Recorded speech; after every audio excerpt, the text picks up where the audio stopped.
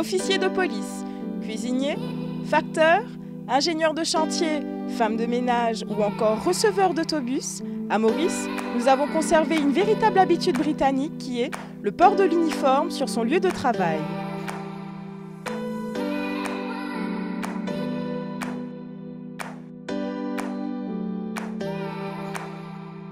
Et entre ceux qui veulent rester fashion malgré tout, d'autres qui se soucient de leur image ou encore des traditions culturelles, l'uniforme est parfois au cœur de fines négociations et débats.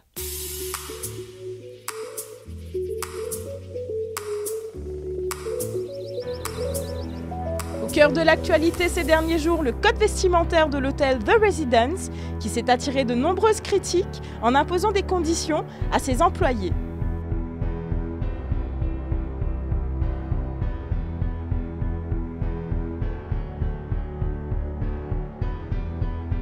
Une obligation précise est l'interdiction qui leur est faite de porter le tika.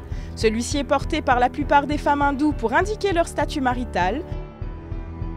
En revanche, le sindoor, le mangal sutra ou encore le tali sont autorisés, précise la direction de l'hôtel dans un communiqué.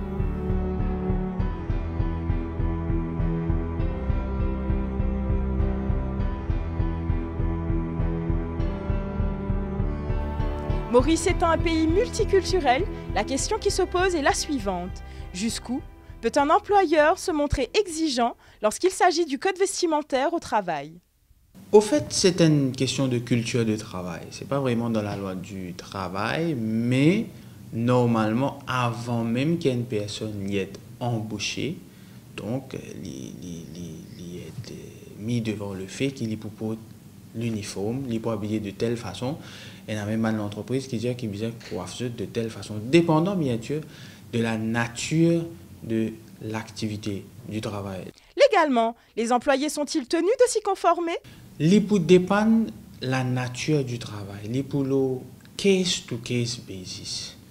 Par exemple, le ministère fait comprendre, dans le cas de The Residence, pareil, qui ne tout à fait comprend, qui dans la cuisine, pas capable de mettre tika, mais pas juste tika, mais les autres affaires, parce qu'il est capable d'un risque qui sont capables de tomber dans la nourriture, etc., etc.